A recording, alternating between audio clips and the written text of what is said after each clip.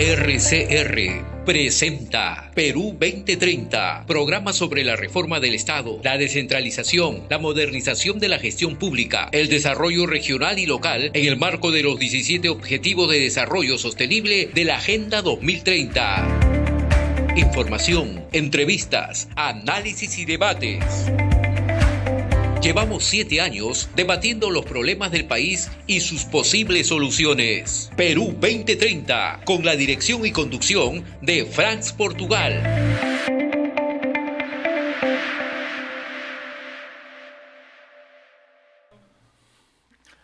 Buenos días a nuestra audiencia nacional que nos ven y nos escuchan en la multiplataforma nacional de la red de comunicación regional, la red que comunica y une al Perú.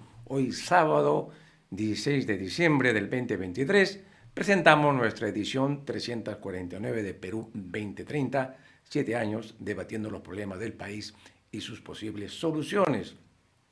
Estamos, amigos, llegando al final del año 2023, un año de que la dupla Boluarte-Otárola tomara posición del gobierno en alianza con el Parlamento para quedarse hasta el 2026, según lo han afirmado. Esta estructura de poder avanzó en este año en el control político del Tribunal Constitucional, la Defensoría del Pueblo y la Fiscalía de la Nación. Sin embargo, esta alianza precaria ha generado una inestabilidad política que ha golpeado severamente la economía del país, produciendo una recesión que vemos muy difícil de superar si es que no se resuelve esta crisis en el poder.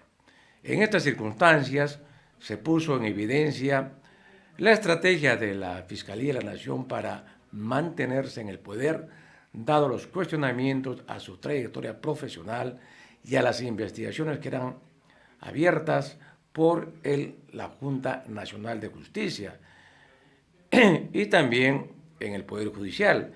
Esta situación envolvió tanto al Ejecutivo como al Legislativo, que eran partícipes de esta trama de poder y que también estaban siendo investigadas por la Fiscalía. El toma y daca fue descubierto por los fiscales que están a cargo de la lucha contra la corrupción en el poder. Esto ha afectado gravemente la situación política del país. Hoy los afectados por esta situación han desplegado todos sus recursos para evitar ser defenestrados. Ya cayó la fiscal de la Nación con la suspensión y está siendo auxiliada por el sector interesado del Parlamento, y por su lado la fiscal está recurriendo al Poder Judicial para trabar las investigaciones y volver a presidir la Fiscalía de la Nación. Según la última encuesta de Ipsos, en la de diciembre, el 85% de peruanos está de acuerdo con la suspensión de Patricia Benavides en la Fiscalía de la Nación. Ese es el nivel de deterioro a la cual obviamente le acompañan en los porcentajes en las encuestas, no tanto el gobierno como el Parlamento. Para conversar sobre estos temas, hoy día tenemos como invitado al doctor Sinesio López, analista político, profesor universitario de larga trayectoria y que además acaba de presentar su último libro, El pensamiento político en el Perú republicano, así se titula. Fue presentada esta semana en la Feria del Libro Ricardo Palma, acaba de concluir la feria. No pudimos acompañar a Sinesio, nos hubiera gustado, pero lo que pasa es que estamos al cierre de las actividades académicas en la Universidad de San Marcos y como somos profesores ahí estamos pues con las notas, calificaciones y todo ese problema que siempre se da a fin de año. Así es. Saludamos ya lo tenemos acá, Sinesio. Buenos días, Sinesio. Gracias por estar en Perú 2030. Muchas gracias por la invitación, Franz. Siempre es un gusto conversar contigo. Muy bien, antes de empezar a conversar con Sinesio en nuestra mesa central, como siempre, tenemos las novedades que nos trae el número 146 del semanario político digital Apuntes a Lápiz, que erige Julio Failó desde la heroica ciudad de Tacna. Tiene como título de portada Indulto infame, para referirse a la libertad de Alberto Fujimori, y tiene como subtítulo A un año del gobierno fallido de la coalición corrupta. Trae además interesantes artículos sobre la coyuntura nacional. Muy bien, vayamos entonces a nuestra conversación con Sinesio López. Sinesio, primero háblanos sobre tu libro, antes de entrar a temas de la coyuntura política, ¿no? Cuéntanos de qué se trata este nuevo libro que nos traes. Bueno, mira, se trata de discutir un poco el pensamiento político peruano del siglo XIX, del siglo XX, ya desde la independencia, no trato los precursores, eso significaría otro tomo, ¿no? Entonces trato desde la independencia en adelante, o en medio de la guerra de la independencia, hay el primer debate entre monárquicos y republicanos, ¿no? San Martín mismo es un partidario de la monarquía constitucional, y su gran asesor Monteagudo es el gran teórico, digamos, el que escribió los artículos más interesantes sobre ese tema. Y quien está al frente es toda una generación de republicanos liberales encabezados por Faustino Sánchez Carrión y por Luna Pizarro, en fin. Hay varias, es una primera generación brillante, ¿no? Es curioso que, para resumírtelo, Monteagudo parezca un sociólogo, ¿no? O sea, siendo un político, parece un sociólogo cuando analiza el Perú, su grado de desarrollo, su moral, su cultura, sus tradiciones, en fin, ¿no? Su estructura de clases. Y dice, hay que buscar una forma de Estado adecuada a esta sociedad, ¿no? Esta sociedad no tolera la democracia, ¿no? Entonces, y, y Sánchez Carrión dice, no, él piensa más bien como un gran político, ¿no? Dice, no, es necesario adecuar la sociedad al gran proyecto político republicano, ¿no? Y la política sirve para eso, para transformar la sociedad y adecuarla al proyecto republicano. Entonces son dos miradas diferentes, interesantes. En fin, pero todo eso se hace en la guerra. Bueno, triunfa la República, pero digamos, como forma de Estado, pero lo que sigue son dictaduras siempre, ¿no? Hasta el año 45 hay más o menos 41 gobiernos, 8 constituciones, eso, en fin. Y luego todo el debate del siglo XIX, ya los liberales ya conservadores, ¿no? Sobre todo Herrera y Lazo, Herrera y los Gálvez, en fin, ¿no? Y también hay debates sobre el problema nacional entre Palma y González Prada, y también sobre el feminismo, ¿no?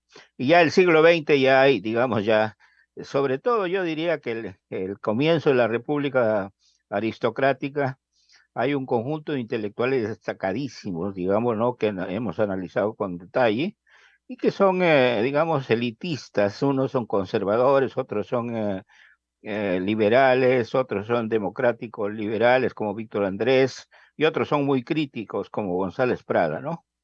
Y después ya viene el pensamiento de los 30, y Mariátegui, en fin, ¿no?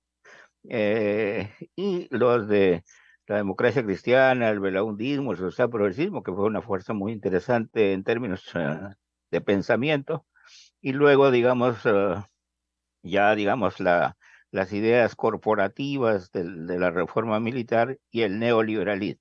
Hasta ahí llegamos, ¿no? Esto es toda una mirada, un reader, es un reader con una gran introducción de 70 páginas más o menos, ¿no? Esa es una visión panorámica del pensamiento político hasta la actualidad. Esa es la idea Exacto, del... exacto. ¡Qué Que no excelente! había, porque yo dicté el curso de pensamiento político en la universidad, Yeah. y no había un reader, ¿no? Entonces he tenido que armar un reader, hemos tenido que armar con el historiador Gustavo Montoya, Yeah. ¿no? Un reader, y hemos hecho una introducción larga para entender todo, ¿no? De Claro, unas 70 páginas. claro. Qué bien, qué interesante. Es diferente ver el panorama completo que ver de manera fraccionada, ¿no es cierto? Que a veces uno encuentra materiales, literatura, pero tener una visión panorámica creo que ayudaría mucho a entender lo que pasa en el Perú hoy en día. Exacto. Así es, ese es un poco el interés, ¿no? El interés que hemos tenido es que se vea, digamos, lo que es el pensamiento, que es muy rico, y la realidad a veces que es muy pobre, ¿no? Entonces, pero que, eh, o sea, nosotros hemos sido una especie de laboratorio de pensamiento político e intelectual, en fin, y también social y político, ¿no? Pero hemos avanzado, pero no tanto como debiéramos avanzar, ¿no? Ya. ¿Y tú crees, Sinesio, de que habría un declive del pensamiento político en las últimas 2 décadas? ¿O Sí, crees que... claro. Fíjate, el pensamiento liberal es un credo, no es un pensamiento, ¿no? Pero el pensamiento neoliberal es un credo neoliberal.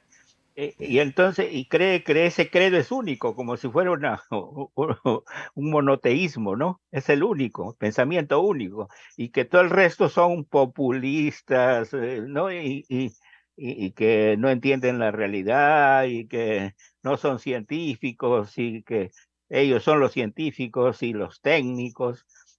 O sea, es el pensamiento único, total, es el dogma. Entonces se ha empobrecido y además ellos como pensamiento político es muy pobre. Si tú ves, por ejemplo, el pensamiento de la ultraderecha hoy, pensamiento es una exageración, ¿no es cierto? Quizá, digamos, los instintos que tienen, que lejos del pensamiento reaccionario de Ribagüero, cuando ya se transformó en reaccionario, porque en un primer momento Ribagüero fue un liberal brillante, un liberal aristocrático brillante, ¿no? El de paisajes peruanos, el de historia en el Perú, el de características de la literatura en el Perú independiente, fue un liberal brillante, pero ya por los años 20 hacia los 30 se volvió reaccionario y partidario del fascismo, pero era un tipo brillante, ¿no? O sea, no puedes comparar ese pensamiento conservador y reaccionario de los 30 con la pobreza intelectual de nuestra ultraderecha hoy que da pena, ¿no? Como tú sabes, en América Latina y en el mundo ha surgido lo que se llama la nueva derecha, ¿no? Ajá, Y que según esta postura, habrían perdido una batalla cultural, ¿no? Que habría sido hegemonizada, ¿no? Por la izquierda, ¿no? Y ajá. por lo tanto, ahora lo que toca, según esta postura de la nueva derecha en el mundo, es dar la pelea, ¿no? En el nivel de la cultura para, ¿no es cierto?, desplazar a ese pensamiento hegemónico, ¿no?, que habría sido cubierto por la izquierda. ¿Cómo ves esa postura de la nueva derecha en el mundial y ahí está Milei, ¿no es cierto?, como una expresión de ese Ajá. pensamiento? Mira, yo diría que una cosa es lo que pasa en las universidades y otra cosa es lo que pasa en el mundo periodístico, ¿no? Tú ves que en el mundo periodístico es un mundo básicamente que va del centro para la derecha, ¿no? Y hasta la ultraderecha, ¿no? Y para la izquierda hay poco, ¿no? Salvo la prensa alternativa como la tuya y otras, ¿no? Entonces, eso por un lado. Pero en la academia, por ejemplo, yo diría que el pensamiento sigue siendo un pensamiento progresista, ¿no? Con crisis, ciertamente, ¿no? Con crisis. Por ejemplo, hoy la izquierda tiene un gran problema porque no tiene un programa económico en el mundo, ¿no? O sea, es difícil pensar un programa económico. A lo máximo la izquierda hoy es keynesiana, ¿eh? Frente a lo neoliberal es keynesiana o neo-keynesiana, ¿no? Porque, digamos, con la caída del, del muro, ¿no? Y también, obviamente, con lo que pasa en China, en fin, ya se ha perdido toda posibilidad de tener un programa propio, ¿no? Y entonces ese es el gran drama, por ejemplo, en el campo del intelectual de la izquierda, ¿no? Muy bien, pasemos entonces a los problemas del país Ya. actualmente. Eh, ¿Tú cómo podrías caracterizar este año, ¿no?, que nos ha tocado vivir a partir del 7 de diciembre pasado, ¿no? ¿Cómo tú lo podrías calificar la naturaleza política de este año que inició la dupla Boluarte-Otárola, ¿no?, hasta hoy, ¿no? Bueno, mira, en general yo diría que ha sido un año perdido, un año de desconcierto, ¿no? Eh, pero al mismo tiempo es un año en que se inicia, a mi juicio, una coyuntura crítica, ¿no? ¿Qué pasó? O sea, con el discurso golpista y suicida de Castillo, eh, obviamente viene el contragolpe del Congreso, el gran componedor para que sea Dina presidente es Otárola, ¿no? Con la ultraderecha negocia la sucesión para que Dina entre a gobernar con el programa de los perdedores, ¿no? Eso ha sido todo el arreglo primero, ¿no? Y entonces, obviamente, Castillo está encerrado, enclaustrado, ¿no? Acusándolo de flagrancia. A mí me gustaría entender saber qué es flagrancia para estos jueces, ¿no es cierto? O sea, si no hay golpe, yo no sé cómo hay flagrancia. O sea, no hay hecho golpista, no hay un decreto golpista, no hay movimiento de la policía que tome, no hay la Fuerza Armada que lo respalde.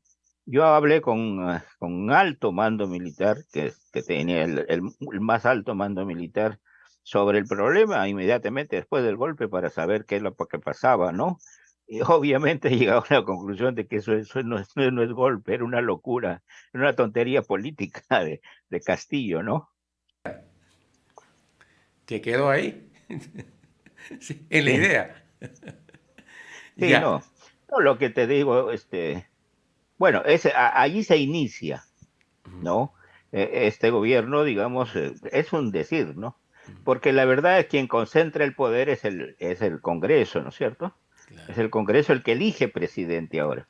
De los 7 años que tenemos de gobiernos, en los últimos 7 años, hemos tenido 6 presidentes, 2 elegidos por el pueblo y 4 por el Congreso. Entonces, la pregunta clave es, ¿y quién es el golpista? ¿No? Entonces, ¿quién es el golpista? El Congreso, obviamente. Y Tú, este tú, último ha sido un contragolpe, pues, a, pro- gracias a, a a, propósito a- a- de ese punto que estás sí. tocando, el tema del golpismo y del golpe, tú dirías de que la naturaleza de los golpes de Estado ha cambiado. Antes lo hacían los militares, ahora ya no lo hacen los militares. Así es. Yo creo que en América Latina eso comenzó más o menos con comienzo de siglo, ¿no? Comenzaron a hacer los golpes del Congreso, disfrazados de constitucionalismo, ¿no?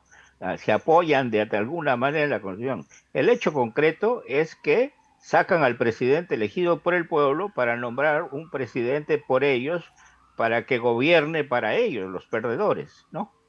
Entonces, eso es lo que ha pasado en América Latina en varias ocasiones. Y en el Perú, eso es lo que ha pasado entre el 2016 y 2021 o 22, ¿no? Ahora bien, se supone que el gobierno que entró el 7 de diciembre, según todas los sectores económicos, sociales, políticos del país, se anunciaba en los medios de comunicación, se anunciaba pues que se había resuelto el problema que era Pedro Castillo y que por lo tanto se inauguraba una nueva etapa democrática, ¿no? Se ponía fin a una situación caótica con el nombramiento de ministros ineptos, funcionarios ineptos y todo lo demás, y que obviamente la democracia habría vuelto a nacer. Y por lo tanto habría pues un surgimiento, ¿no es cierto?, de desarrollo de la gestión pública y de la economía, pero al fin del año vemos que ha pasado todo lo contrario. Así es. ¿Cómo es, Mira, cómo es eso? la señora Dina Boluarte eh, es una persona bastante elemental en el campo de la política, ¿no? No, yo creo que no tiene una visión clara de lo que es el país y menos no tiene una agenda política clara, ¿no? Eh, eh, el señor Otaro la trata de sustituir, y habla como dictador suelo, ¿no? Y trata de alguna manera de poner orden ahí, pero no, digamos, es un gobierno que no tiene personalidad, no es gobierno, digamos. Es un fantoche del Congreso. El Congreso lo eligió y la maneja como si fuera su títere, ¿no? Y claro, se dan cuenta que es un mal, pero es un mal necesario para ellos, ¿no? O sea, porque si la sacaran ahorita, el Congreso tendría que convocar en 6 meses a elecciones, ¿no es cierto? Así es. La sacaran ahorita, la tendría que sustituir el presidente del Congreso y en 6 meses tendría que convocar elecciones. De tal manera que para ellos ahorita la señora Dina Boluarte es un mal necesario. Pero ellos también son el peor mal. El peor mal es el Congreso, digamos, ¿no? Entonces, y la señora Dina es el mal de los males del Congreso, ¿no? Ya. Fue increíble. Bueno, ahora, el día de ayer, ¿no es cierto? Y esta semana, el Congreso de la República, algunos dicen que lanzó un paquetazo antidemocrático de contrarreforma. Pero ayer en la sesión o sea, el viernes, porque hubo votación el día jueves, en la sesión de ayer el presidente del Congreso anunció, ¿no?, que en atención a los documentos leídos y al fin de preservar el estricto derecho a la legítima defensa, no se convocaría oportunamente a los miembros de la Junta Nacional de Justicia para que asistan a una nueva sesión del Pleno. O sea, dio marcha atrás a partir de un oficio que les envió la Junta Nacional de Justicia, diciéndole pues que primero que le aclaren cuál es la falta grave, ¿no? Y segundo que le dé tiempo para preparar su defensa, bueno, como es lógico. Entonces, al parecer, habría dado marcha atrás. Algunos dicen que no tenían los votos necesarios. Entonces, para evitar el archivamiento de la moción, ¿no?, dio un paso atrás. Pero paralelamente a eso, ¿no?, se aprobó otra moción, ¿no?, presentada por Castillo Rivas, el congresista que es el portavoz de la Fuerza Popular, para reconsiderar una votación de la moción que presentaron que no había sido aceptada. Y la reconsideración pasó. ¿Y qué dice la reconsideración de esta moción? De que la Junta Nacional de Justicia deberá ser investigada por la Comisión de Justicia y se le daba un plazo de 10 días para que presente informe. Entonces, tenemos el caso de una moción que plantea que la Comisión de Justicia investigue, ¿no?, con un plazo de 10 días, y por otra parte, ¿no?, se posterga la presentación de la Junta Nacional de Justicia para otro día. O sea, ¿en qué estamos? Es una cosa increíble, no se ponen de acuerdo ni ellos mismos, ¿no? Ahora, la legislatura concluyó, se ha cerrado, la ha clausurado el día de ayer el presidente del Congreso. Es decir, ya no hay otra fecha, a menos que convoquen a una legislatura extraordinaria para ver el caso de la Junta, ¿no? ¿Cómo ves ahí una debilidad? Porque fíjate, según los cálculos, Cinesio, hay 42 niños que están involucradas, ¿no es cierto?, con denuncias, ¿no?, que son los que están implicados en estos manejos de tráfico de influencia. Hay 14 mochasueldos y hay 26 investigados por otros temas. O sea, ahí son 82. Que serían los votos que se tendría, ¿no?, para tratar de cortar el cuello a los 7 magistrados de la Junta. Pero le falta pues para 87 votos, ¿no? No tienen los votos suficientes. Ya. Esta es la situación. ¿Qué te parece esta situación? No sé si estamos hablando de un congreso o de una prisión donde están un conjunto de mafiosos, delincuentes, no sé, o en todo caso acusados de serios delitos, ¿no es cierto? Entonces, ese es el drama de lo que está pasando en el país, digamos. Tenemos poderes, o sea, que ejercen el poder oficial, oficioso, sí, pero que lo ejercen entre ellos y tratan de imponerlo al país, en fin, pero el país los repudia a todos, ¿no? ¿Cuánto tienen de aprobación, digamos? Menos de 9%, 6%. La inmensa cantidad del país, de todas las regiones, de todas las clases sociales, lo repudian, lo repudian. Y sin embargo están tomando decisiones, están haciendo reformas, están tratando de concentrar cada vez más el poder arbitrariamente. Ya tienen digamos, el TC, el Tribunal Constitucional, es su apéndice, tienen la Defensoría, ¿no? Y ahora quieren dar el zarpazo sobre el Poder Judicial, ¿no? Y ese es el gran drama, que no lo logran. Eh, bueno, pero todos estarían interesados, como tú lo acabas de señalar, porque solo le faltarían 5, encontrar 5 delincuentes más o acusados de delitos serios para que lleguen a 87. So, ¿qué congreso es ese que de 130, 80 y tantos, digamos, son acusados de algún tipo de delito, ¿no es cierto? Entonces, ese a 82 mi suman. juicio es el drama, Y un dato ¿no? más curioso, bueno, acá ya es que tomarlo con buen humor. El Sí. señor presidente del Congreso, el señor Soto, ¿sabes cuántas carpetas fiscales tiene abiertas? 52. Suyo. ¿Te das cuenta? ¿Cómo no va a estar interesado en sacar Y eso no al lo digo presidente? yo, ¿ah? Está publicado. Sí, claro. No, sí. Él no tiene currículum, tiene prontuario, ¿no? Y, Entonces es un la Comisión problema. de Ética acaba de archivar la denuncia que le hicieron a De Soto por este tema de sus beneficios con la ley que se promulgó, ¿no? A favor Claro. de archivar casos por el tiempo transcurrido. O sea, es, no sé, estamos ante un Congreso y lo dijimos desde el inicio que Claro. se ganó, ganaron los partidos las elecciones congresales, ¿no?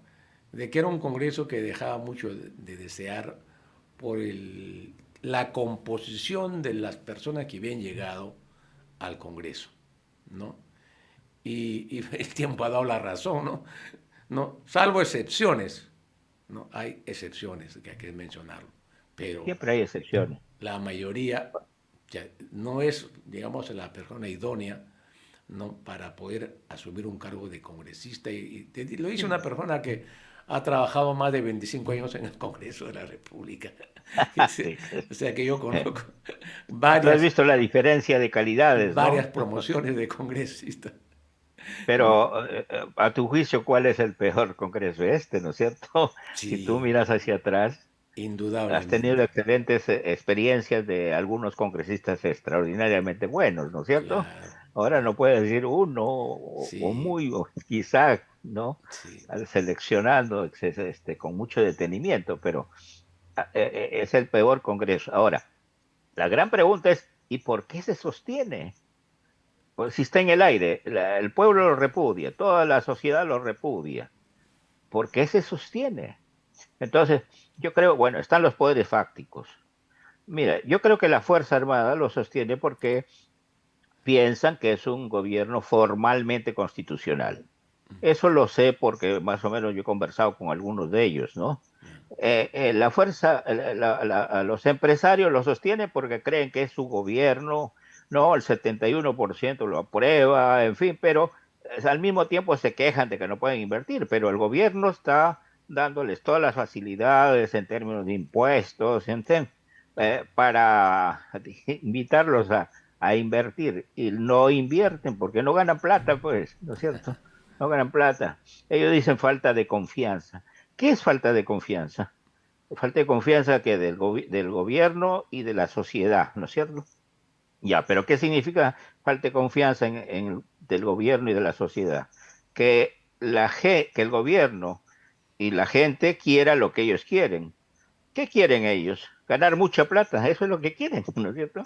Entonces, y como la gente ahora está totalmente empobrecida, hay una recesión brutal, entonces hay un gran escepticismo, ¿no? O sea, entonces piensan que no tienen confianza y que no hay inversión porque no hay confianza. Así es. El gobierno está totalmente entregado a ellos, totalmente, ¿no?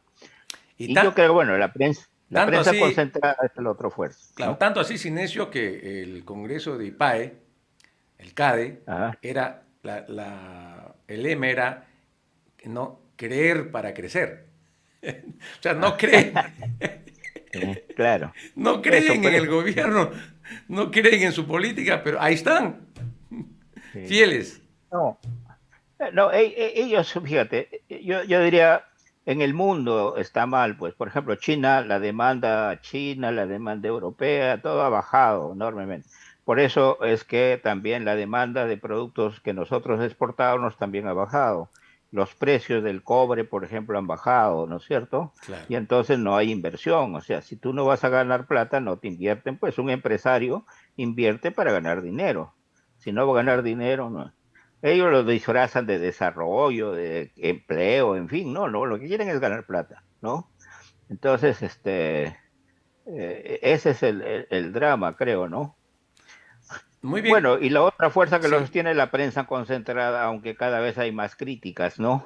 Más críticas y están un poco preocupados, ¿no? Hay cosas que ya no se pueden ocultar.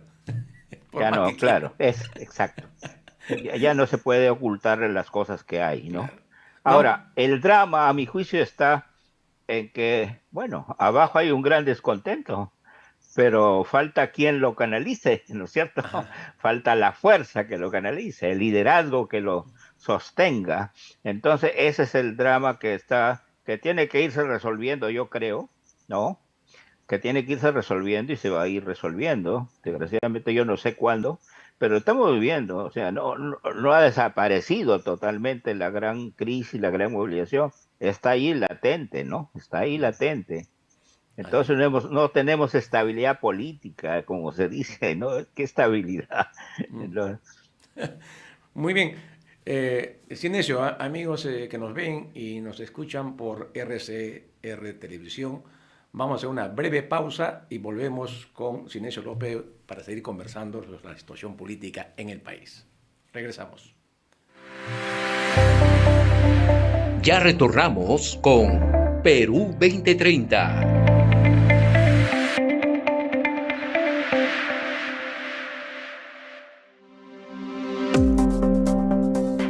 Una alimentación correcta durante la infancia es importante porque el organismo del niño se encuentra en crecimiento y formación. Así lo confirma la nutricionista Catherine Chamorro. La adecuada alimentación es el criterio más importante que se debe cumplir desde que nace hasta los 2 años de edad, porque esta es una ventana crítica de crecimiento para el niño, no solo de ganancia de peso y talla, sino también de desarrollo cerebral.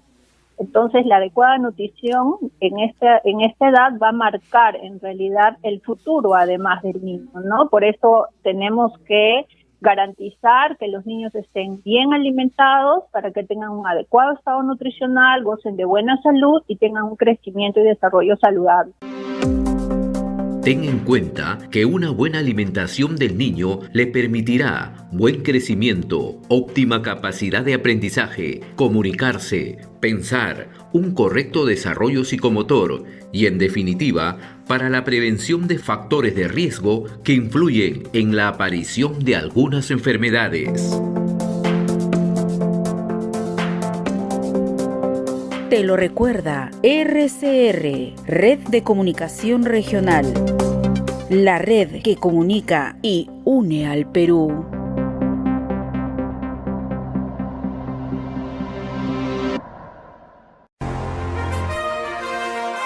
RCR, Red de Comunicación Regional, la red que comunica y une al Perú. Integramos y damos voz a las comunidades más alejadas del Perú. Más de 40 emisoras de radio, 30 estaciones de televisión y nuestras redes sociales se unen a diario con la señal de RCR. Integramos a más de 400 localidades en costa, sierra y selva. RCR, Red de Comunicación Regional, la red que comunica y une al Perú.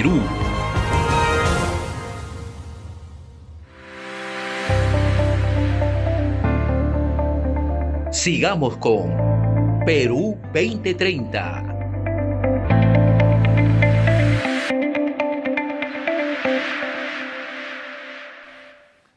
Regresamos con Perú 2030 en RCR Televisión, la red que une y comunica al Perú. Estamos con Sinesio López conversando sobre la situación política en el país.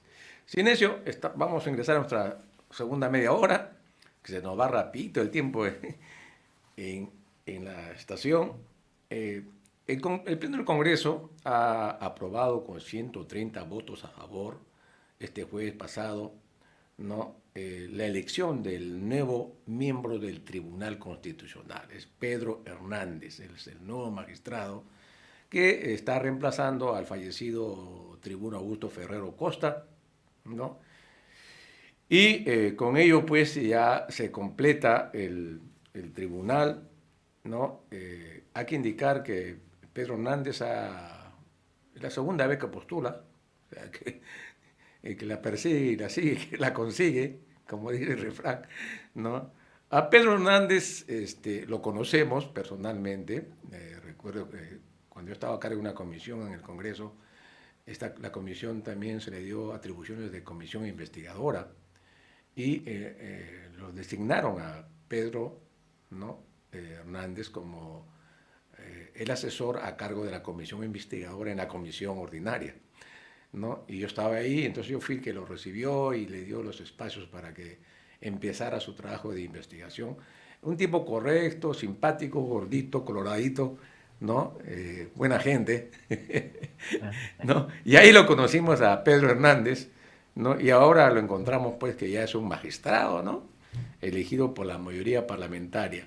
Esta elección de Pedro Hernández, ¿qué configuraría ya en el Tribunal Constitucional hoy en día? Pues, o sea, mira, yo creo que, como te he dicho, lo que ha sucedido en los últimos tiempos es una concentración del poder.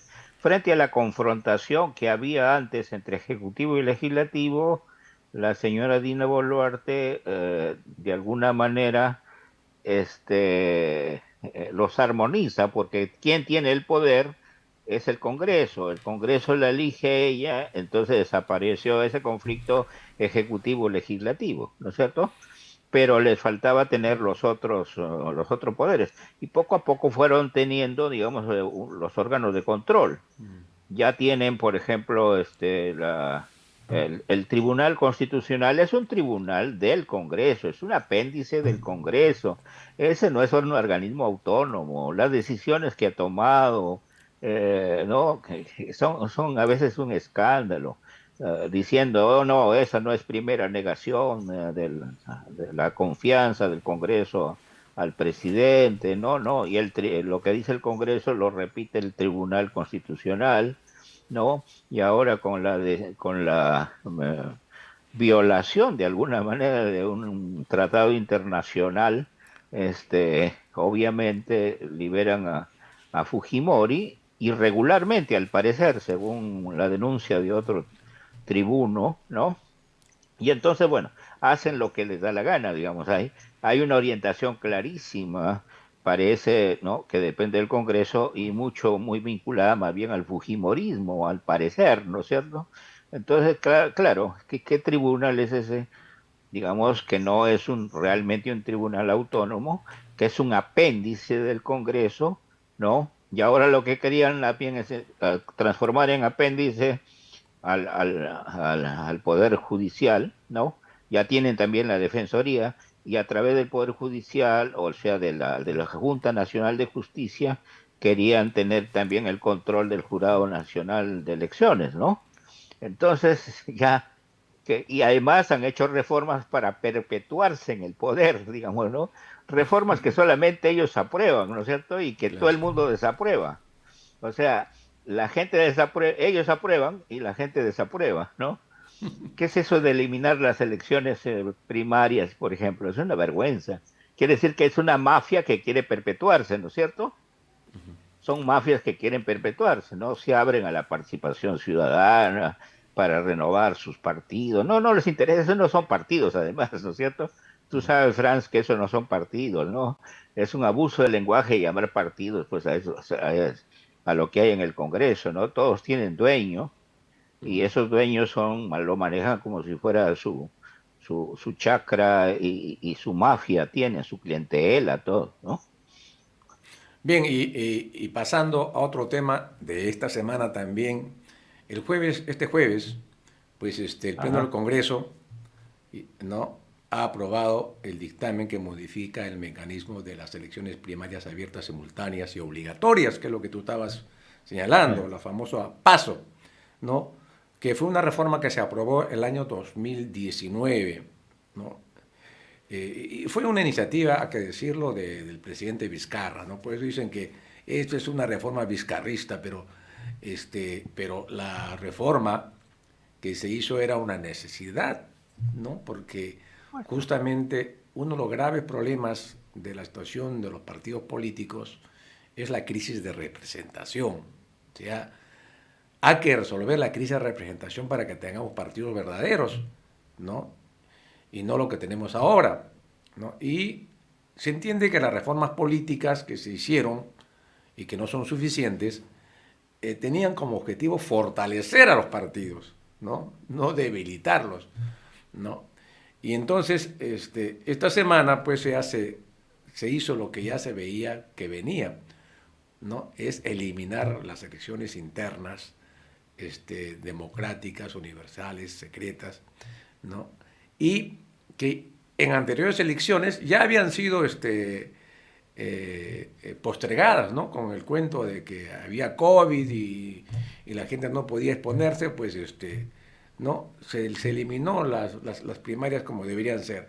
Pero ahora ya no había ninguna justificación, ¿no? Deberían funcionar.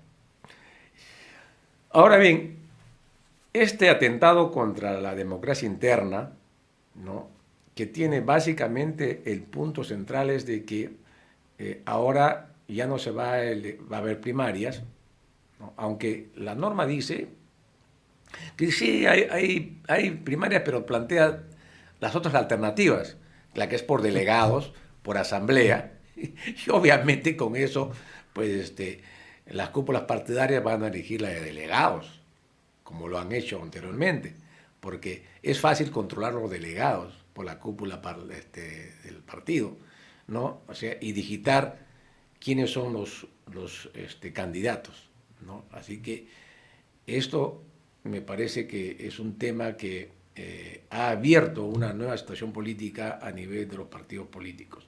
Entre otros puntos que se han acordado también, porque ahora se ha vuelto a las firmas de adherentes, o sea, ya vamos a ver ahí las fábricas de firmas como ocurría en periodos pasados. Ya. ¿Cuál es tu opinión al respecto, no? Mira, Respecto a las primarias, a las PASO? yo creo que el problema de fondo, como tú mismo lo has dicho, es el problema de representación, ¿no es cierto? Eso es un problema que tiene que resolverse y hay que buscar diversos mecanismos a través de los cuales se puede resolver el problema de representación. Uno de esos mecanismos es la participación, el paso, las primarias, ¿no? Las primarias, elecciones primarias obligatorias para todos, ¿no es cierto? O sea, y en el mismo día. ¿Y por qué? Porque, digamos, es posible una participación que vaya resolviendo el problema de representación, pero al mismo tiempo va modificando la cúpula, o va modificando la estructura pequeñísima que tienen de partido, digamos, ¿no? En realidad son pequeñas clientelas. Eso no son partidos, ¿no? Son empresas políticas privadas que se han transformado en mafia. En realidad, como tú dices, las otras alternativas que se van a buscar, la más frecuente va a ser de la de delegados, que diga, bueno, se hizo por delegados. Y la verdad es que el que decide es el dueño del partido. El que decide es el dueño del partido, ¿no? Entonces el dueño del partido no quiere perder su partido, ¿no? No quiere perder y quiere seguir digitando a quiénes son los que van, quiere mantener la misma oferta, entonces tiene que cambiar también la presentación de nuevos partidos, las exigencias, los requisitos. Está mercantilizando nuevamente la política, tienes que pagar $1 por firma, si es que va a ser por firma, ¿no es cierto? Ujú. Antes eran 700.000 firmas, ¿no es cierto? Entonces tenías que pagar $1 la firma, eran $700.000, pero como tenías que poner el doble lo menos para que sean válidas, entonces era un montón de plata. Entonces hay gente que no tenía ni nunca una capacidad organizativa, sucedía que tenía partido porque lo había conseguido en el mercado, ¿no? Claro. O sea, hay varios nombres que podemos decir que no, mejor En el libre mercado de la firma. el libre mercado de las firmas. Sí, pues, ¿Sí?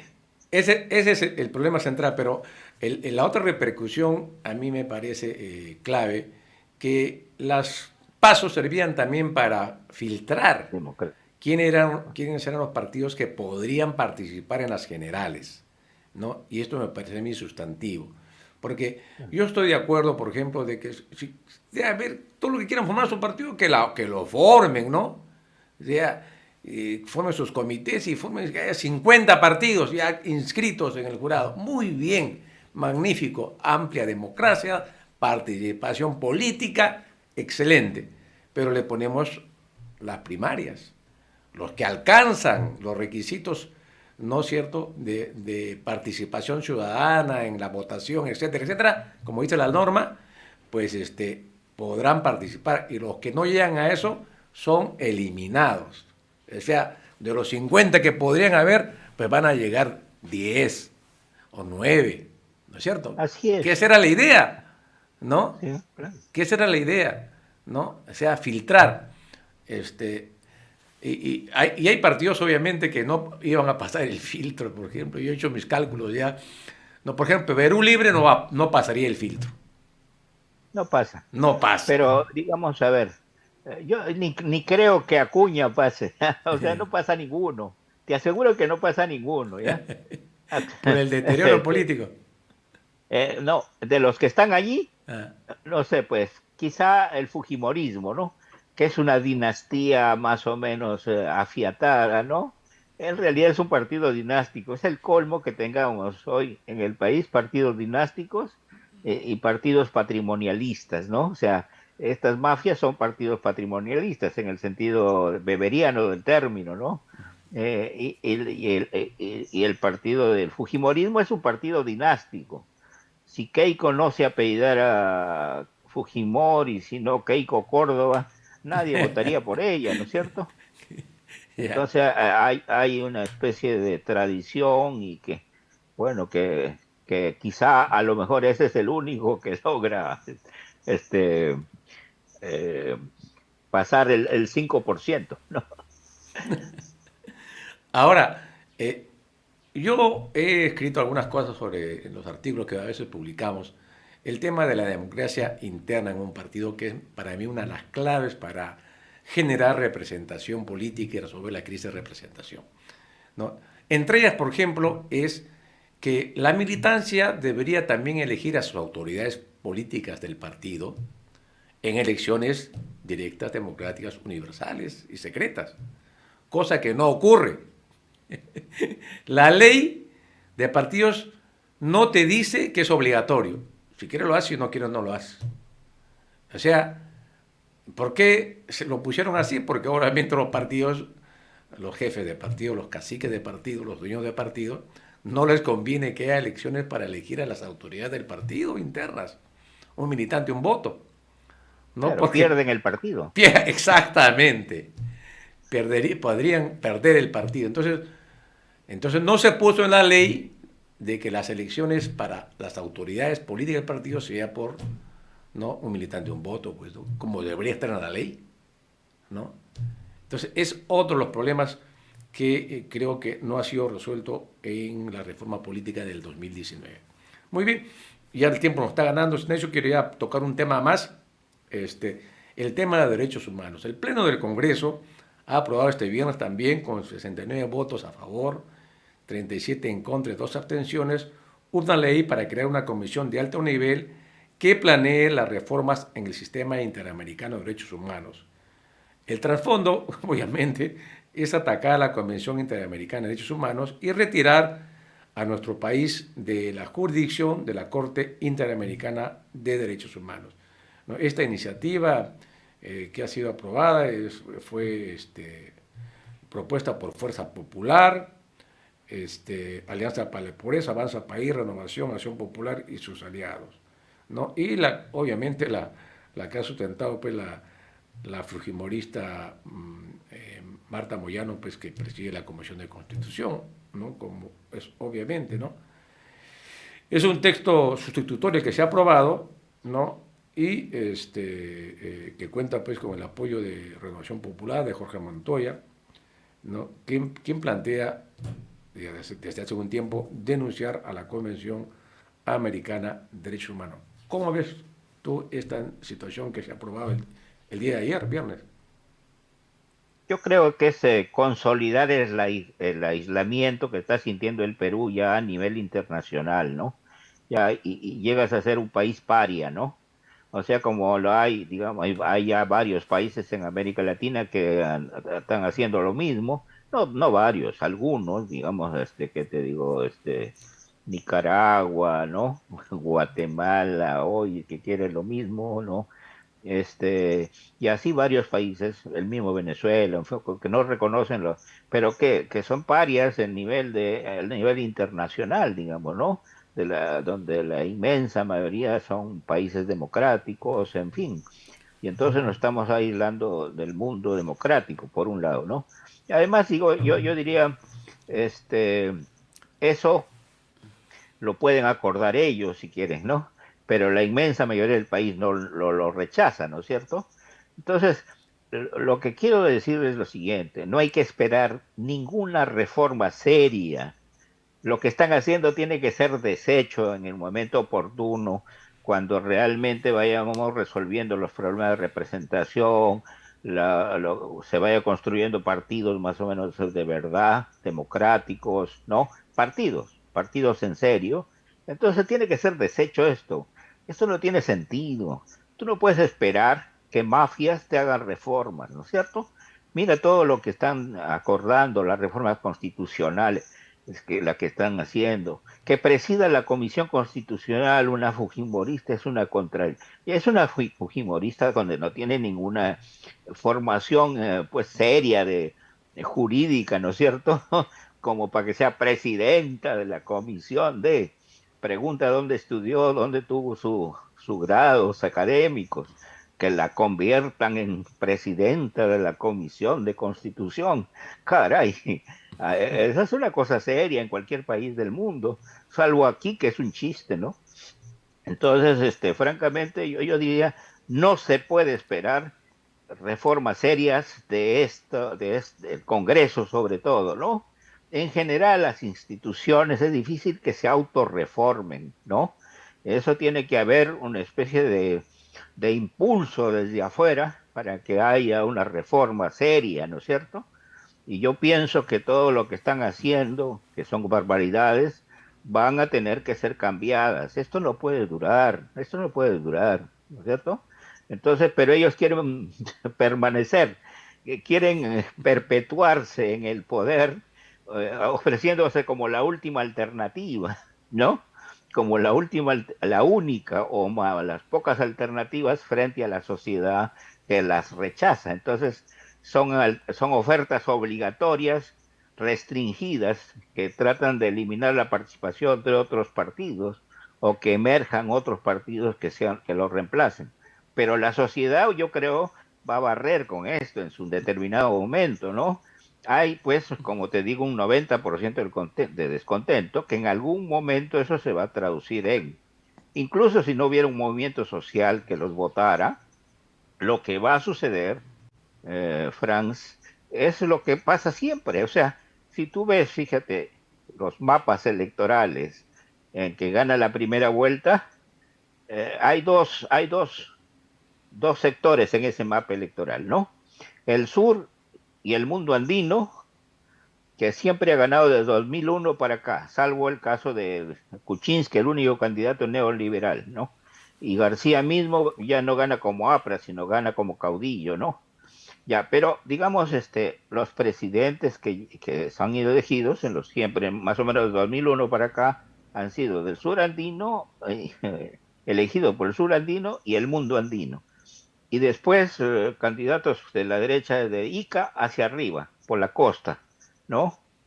Y entonces, esos son electores que no cambian, permanece, ese mapa electoral permanece de 2001 hasta ahorita, eso no ha cambiado, ¿no es cierto? Y se va a seguir, va a seguir. Los volátiles, ¿quiénes son? Los políticos, los volátiles son los políticos. No es cierto lo que dicen algunos politólogos, que hay volatilidad electoral. No, el elector no está nada volátil. Esos están permanentes. Hay un grupo de permanente descontento y hay un grupo de permanente gente más o menos satisfecha, ¿no? Entonces, eso es más o menos lo que... Yo creo entonces, Franz, para concluir un poco mi idea, que esto que están haciendo, que son barbaridad y media, no va a durar. Ya, si no salen antes y van a las elecciones del 2026, esto va a cambiar, ¿no es cierto? Por más que traten de poner a sus únicos, la única oferta, ellos, no, eso va a ser barrido, ¿no? Muy bien, Sinesio, el tiempo nos ganó. Muy interesante la conversada que hemos tenido, ¿no? Y creo que va a permitir que nuestros amigos televidentes y oyentes que nos ven a nivel nacional en la red de comunicación regional tengan una idea más completa de lo que está pasando en el país. Gracias, Sinesio, por participar en Perú 2030 y hasta una nueva oportunidad. Muy buenos días. Y con ustedes, amigos oyentes, nos despedimos hasta el próximo sábado a las 10 de la mañana con Perú 2030. Muchas gracias y buen fin de semana.